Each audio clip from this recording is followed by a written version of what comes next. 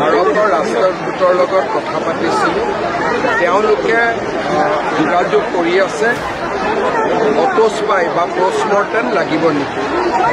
যদি পোষ্টমৰ্টেম লাগে তেওঁলোকে আজি কৰিব, তেতিয়া অহাকালি সন্ধিয়ালৈকে আমি জুবিনক ঘূৰাই আনিব পাৰিম, উভতাই আনিব পাৰিম।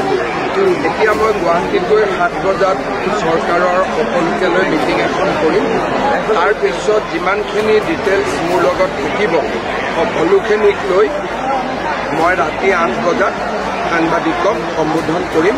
বৰ্তমান যিহেতু ছিংগাপুৰৰ নিয়ম নীতি পালন কৰিব লাগিব, এটা যিহেতু দুৰ্ঘটনা হৈছে, সেইকাৰণে তেওঁলোকৰ নিয়ম নীতিখিনি পালন কৰাৰ পিছতহে আমি জুবিনক উভতাই আনিব পাৰিম।